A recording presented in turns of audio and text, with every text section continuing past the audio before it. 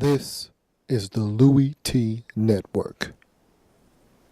In the lab room.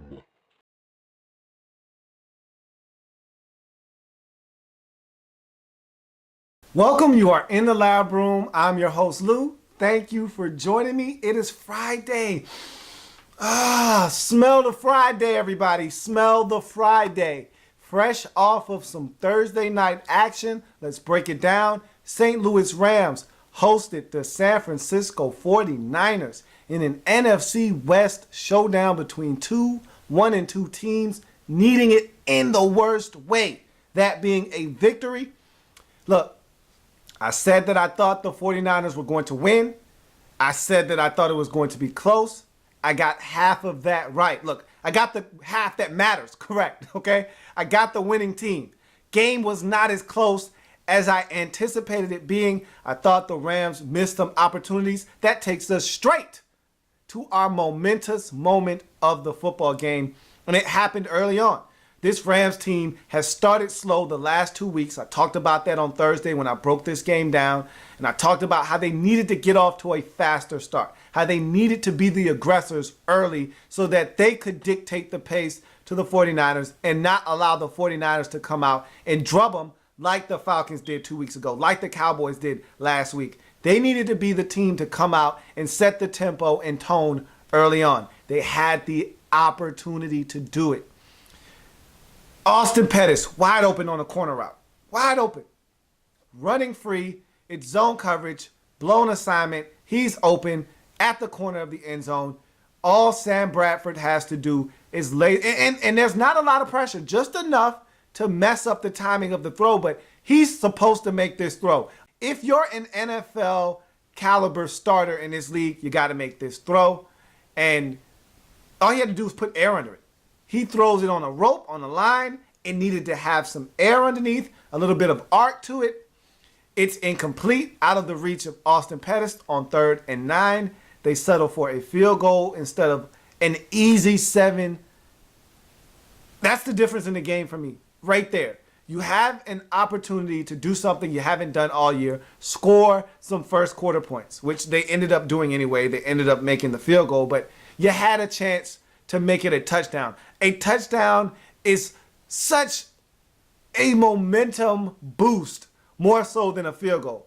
When you score a touchdown, you feel like you've accomplished something. The crowd is in the game. Everyone's spirits are up. You feel like, okay, now let's go get a stop and let's get the football back to our offense so they can score again.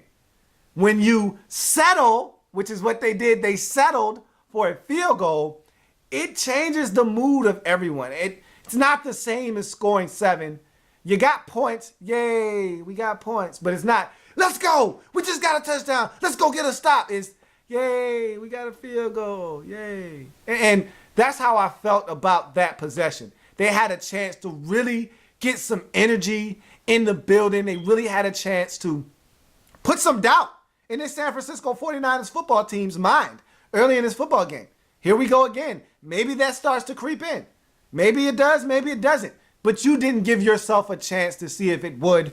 You don't complete that pass. It changed the game. You get a field goal. You don't see the end zone or anything close resembling it until late in the fourth quarter again. And so you had an opportunity to change the complexion of this game. You don't. You settle for a field goal. 49ers take over from there, and they run away and hide in this one. Do the San Francisco 49ers. They end up winning this game. And look, Vernon Davis makes a difference. They talked about it on this telecast all last night, how he makes a difference. They needed to run the football with Frank Gore. I don't know why they went away from the run against Indianapolis, but they did not run away from the run in this one. They stuck with Frank Gore and Kendall Hunter in his running game. It paid dividends. Hunter scores a touchdown. So does Dixon. So does Gore. They all got involved in this game. Colin Kaepernick was solid, not great, but he didn't need to be because the running game was so efficient and this defense was back to business as usual. Man, is Navarro Bowman a beast or what? I know I say that all the time, but you really don't get a true appreciation for what he brings to the table unless you sit down and watch the football game And last night, there was no other show in town for those of you. See, I know what Navarro Bowman brings to the table and what he does week in and week out. I watch the games. But for those of you who don't get the pleasure of watching the San Francisco 49ers play on a weekly basis, you got to see what Navarro Bowman does week in and week out. And it was a treat. This guy is an absolute baller at linebacker, and he was on full display last night. This man was everywhere. He was breaking up passes. He was sacking the quarterback. He was deflecting passes. He was in the run game. He was everywhere. He was rushing Sam Bradford, hurrying him, making him uncomfortable in the pocket. If a play needed to be made last night, Navarro Bowman wasn't too far behind. And so this 49ers team got it done in every facet of the game. And they win 35-11 to the San Francisco 49ers. One thing in this game, though, that was alarming is that you brought in Phil Dawson, Phil the Boot, to be exactly that. A consistent field goal kicker that doesn't miss very often. He's missed again, and he was 7 of 7 in Cleveland from 50 yards last year. He comes in and he misses a 53-yarder this year in this football game. He's missed at least once, possibly twice already this season for the 49ers. That's a little off-putting if you're a 49ers fan, because he's supposed to be the consummate professional, the guy that is going to put it up through the uprights 9 times out of 10. He's not doing that right now. And I don't know if he's feeling a little bit of the pressure, because when you're in Cleveland, there's no pressure. You just go out, you kick, you make it, great. You don't, hey, you're the Cleveland Browns. Now it matters. Every kick is magnified because you play for the San Francisco 49ers. And every kick that you go out and attempt matters because the 49ers play football that matters. And so 3 points could be the difference between this team winning and losing. He knows that, and I don't know if that pressure is starting to weigh on him or what, but Phil Dawson needs to get it together. I expect more of Phil Dawson, and he needs to step up, because if the 49ers wanted someone that could miss, they could have kept David Akers for that. Instead, they went out and spent money on Phil Dawson for a reason. He needs to pay dividends now. So that was something that I needed to mention. He missed another field goal last night. He needs to get it in gear and start knocking home field goals for this 49ers football team. But they get the win. It was desperately needed by the 49ers, and they got it done. They dominated this game. And I didn't think they were going to dominate, but they did. They get the win 35-11. They're now 2-2 on the season, and they needed to get back to 500. They've done so. Meanwhile, the St. Louis Rams are now 1-3. And look, all the expectations they had coming into the season probably have just fell by the wayside after this defeat. That's 3 in a row. They haven't looked impressive in any of those games. In fact, they've been tattooed in every single one of those football games. And so they have struggled mightily in the last 2 especially. And they've had bad starts to all 3 of these games. So another loss for the Rams, and they're searching for answers now. Jeff Fisher had this team playing good football at the end of last season and in the first game of this season. Now it seems like he's searching for answers all over again in St. Louis. So we move on from Thursday. We got a whole bunch of games to run down on the slate for week 4. Let's get to it. I've got some surprises in here, and I went 10-6 last week. I'm looking to improve upon my 33-15 overall mark on the season, and I've got some picks that, hey, I'm going out on a limb again. I went out on the limb for Pittsburgh last week. They let me down. I'm going back out on the limb again. Hopefully this branch is a little bit more sturdy than it was last week. Let's get to the Pick'em Weekly for week 4. I got 1 win under my belt. 49ers got it done. Feel good about that. So now, let's move on. Baltimore traveling to Buffalo to take on the Bills.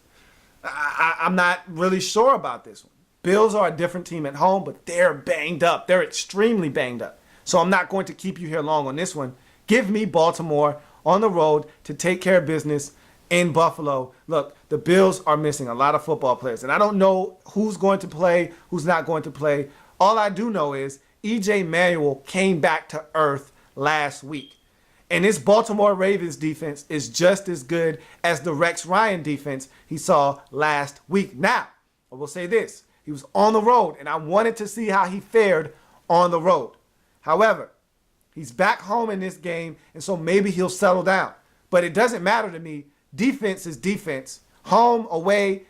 If you can't decipher whether a team is in zone or they're coming in man or it's a combination of both, if you can't plant your feet and make an accurate throw and give your receiver a chance against a good defense, then it doesn't matter who you're playing. If they got a good defense and they can put pressure on you, you're in trouble. The Ravens can do that. I feel like E.J. Manuel is in trouble. Minus a couple of his weapons, he could be in for a world of hurt. I expect the Bills to turn it over and not play efficient offense like they did last week. I think that's more of what you'll get out of E.J. Manuel in this rookie season than what we saw the first 2 weeks. Give me the Ravens in this one to win.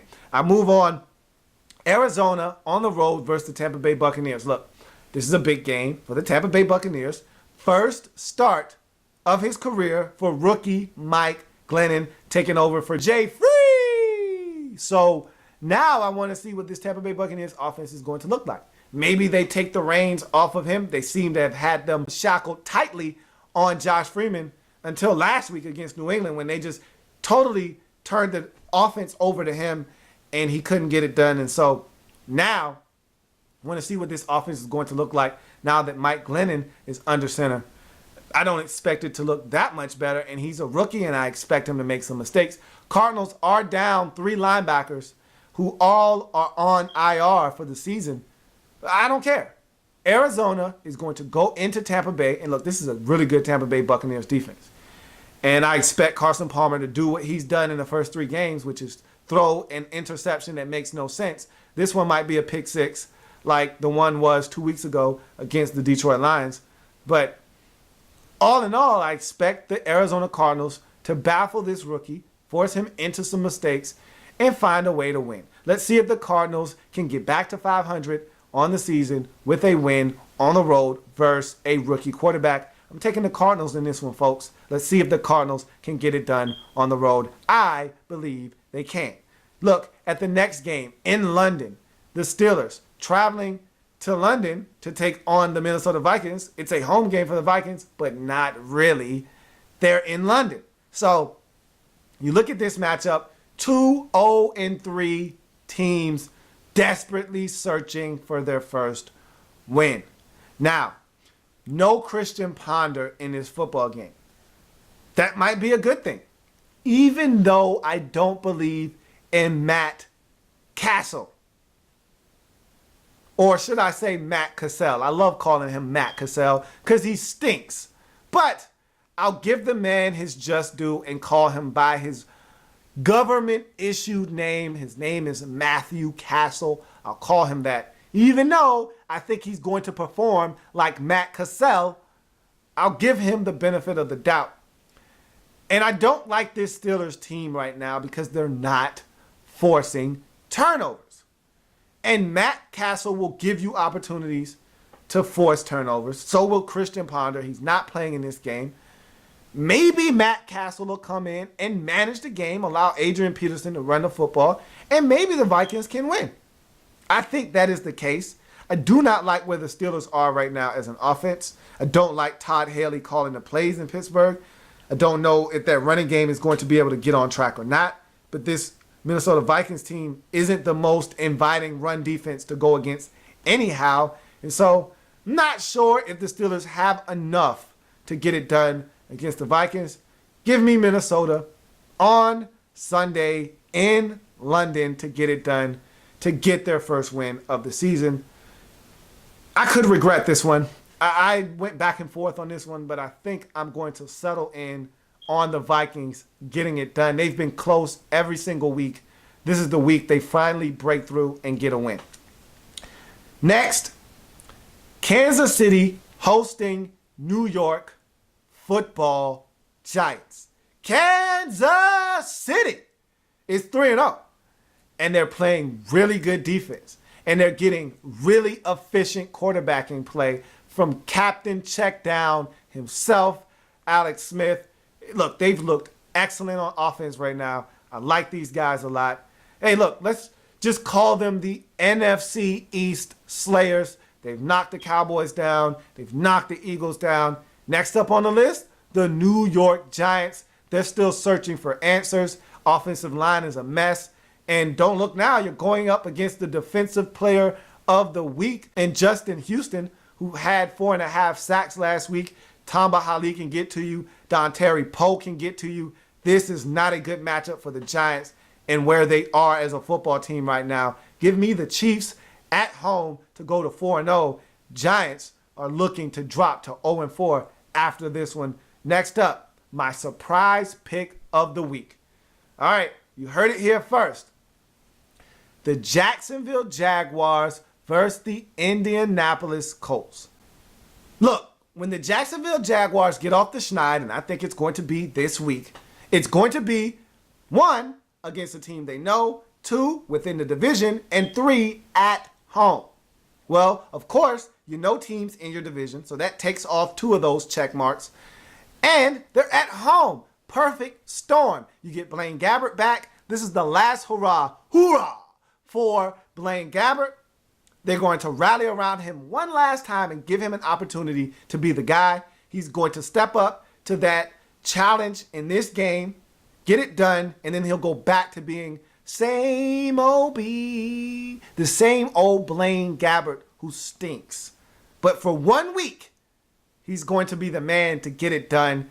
Jacksonville is going to take down the big, bad Indianapolis Colts. They're on an emotional high right now, coming back from that win in San Francisco where they dominated the 49ers on the road. They're feeling good about themselves. Their head and their ego has been inflated all week long. Everyone's telling them how good of a football team they are. They're overlooking the Jacksonville Jaguars. They come in, they stumble, and the Jaguars find a way to sneak them. Give me the Jacksonville Jaguars in a surprise upset over the Indianapolis Colts. I'm going out on a limb, folks.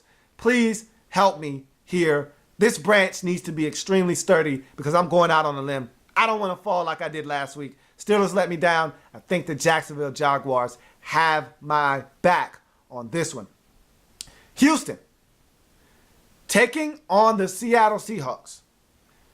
Texans are at home. Seahawks are on the road. I'm sticking with the home team here.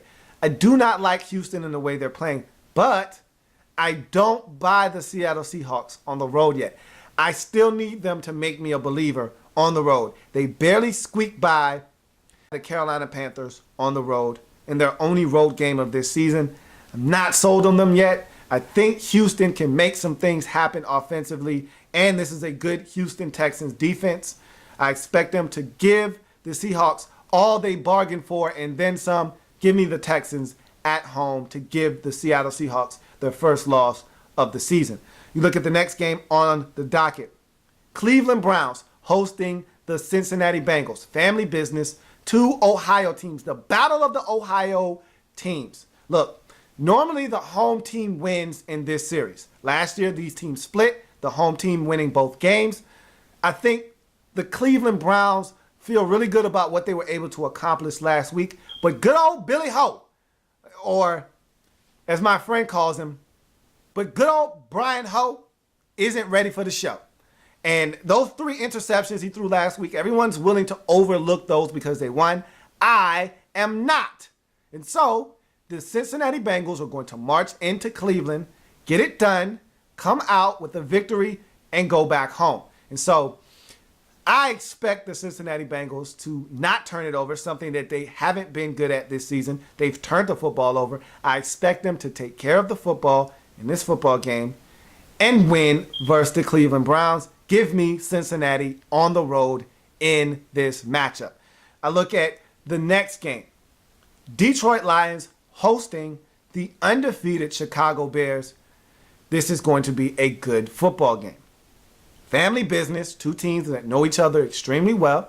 Bears are playing good football. They're 3-0. Lions are playing solid football. They're 2-1. Had a little bit of bad news. Nate Burleson broke his arm trying to save his pizza in his car. So he's not going to be able to play. He's going to be out for an extended period of time. They're hoping he'll be back sometime in November. Maybe he will. Maybe he won't. He won't play in this game, though. And so I think the Lions are going to be missing that next option to take some of that pressure off of Heavens to Megatron. And because of that and that alone, they do get Reginald Bush back. Don't know if it'll be enough. Give me the Chicago Bears on the road to take care of business against these Detroit Lions. I'm taking the Bears. You go to the next matchup. My survivor pick of the week. The Tennessee Titans hosting the New York Jets. Gino. Oh, no. Gino. Oh, no. I think Gino on the road is a no-no. And Gino is on the road versus a really good Tennessee Titans aggressive defense. And any defense that is aggressive, that has a nose for the football and can get after the quarterback, poses a problem for Geno Smith. Well, the Tennessee Titans can do all of those things. They are at home. The Jets are not. And so I expect Geno Smith to struggle, turn it over. And I expect Jake Locker to do the direct opposite. Not turn it over, play within himself and this offense, and win the football game. Titans at home, sole survivor pick of the week. Titans get it done at home versus the Jets. We move on. Redskins at Oakland. If you want my pick here, you want my analysis here, the Redskins report will be up shortly. Look for it there. Moving right along. Denver Broncos hosting the Philadelphia Eagles. This could be a shootout, or this could be a blowout, or this could be both. Who knows which one, if not all, it could be. But I do know one thing. The Denver Broncos are going to win this game because they're the better team. They play better defense. And, oh yeah, they have the better offense too. Who can stop Juice, Welker, Thomas, and Decker all at the same time with Peyton Manning pulling the puppet strings? Not the Eagles. Give me the Broncos at home to take care of business versus this Philadelphia Eagles football team. Dallas on the road, out west to the Chargers. Last time this Dallas Cowboys team traveled on the road, they lost in a nail-biter to the Kansas City Chiefs. I do not see history repeating itself this time against the San Diego Chargers, another AFC West opponent. Look, the Chargers are better than I thought they were. And I got to give them credit. They've played well on offense. This defense has really surprised me. They've been solid. Gates looks to be back to his form. So does Rivers. They look to be replenished. Danny Woodhead has helped them offensively. They've got some stuff there to play with. However, this Cowboys defense is for real. To be real, this defense is for real in Dallas. And Tony Romo is playing some really efficient football. Not turning it over, finding his playmakers and getting them the football. I don't know if DeMarco Murray is back or not. I just know he played against the Rams. And every time he plays against the Rams, he goes off. So I don't know if this Cowboys running game is healthy all of a sudden. But I do know this. Romo is there. This defense is there. That's enough to get a win in San Diego. Give me the Dallas Cowboys. You look at Sunday Night Football. Atlanta Falcons hosting the New England Patriots. I am not sold on the Patriots. The Falcons aren't playing the best of football right now. However, they are home, and I think their offense is better than the Patriots' defense, and I think their defense is good enough to hold down this sloppy Patriots offense. Give me the Falcons at home to hand the Patriots their first loss of the season. So that takes us to Monday Night Football. 2 3-0 outfits to start this season off. New Orleans Saints, Miami Dolphins. Saints are at home. Look, this is a tough one to pick, but the Saints have played defense. Wow, didn't see that one coming. But they've played defense this year, and they still have Drew Brees calling the shots under center. That right there is a recipe for winning in itself. You add to the mix that this Dolphins team is banged up at positions that they need to win this game, that being Cameron Wake having an injury and not knowing his status for this game. I'm a little uneasy with the Dolphins' chances in this game. But look, Dolphins have played good football. They've played solid defense. They've got good quarterbacking from Tannehill. They'll have a shot, but I don't think they have enough bullets in the gun to get it done against this New Orleans Saints team on Monday night.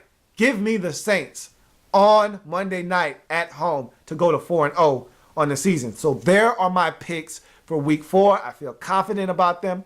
Went out on the limb a couple of times. Let's see if it backfires, or let's see if it proves to pay dividends for me in week 4. I feel good about my picks. I'm looking for at minimum 10-6 once again. I really want 11-5 or better, but we'll see. So I've given you my picks. There they are in all their splendor. I feel great about them. I'm not going to lie to you. I feel like I'm going to knock it out the box. Knock it out, Lou. Knock it out the box, Lou. Knock it out. Knock it, knock it, knock it, knock it out the box. I feel like I'm going to knock it out the box. But these games are played on the field, not here in the lab room. So we'll see how these games shape out. I feel good, but that's a touchdown. Go ahead, throw it up. I'm going to tack on this quick extra point. Enjoy the weekend. Enjoy the football, college football, NFL football. A lot of 0-3 teams looking to get off the schneid. Redskins out in Oakland looking for their first win. Giants out in Kansas City looking for their first win. 2 0-3 teams. Someone's O has to go in Minnesota and Pittsburgh out in London. And so someone's going to have a win after that game is done. And you look at the Jacksonville Jaguars. I think they're going to get their first win. So pay attention to these winless teams over the weekend.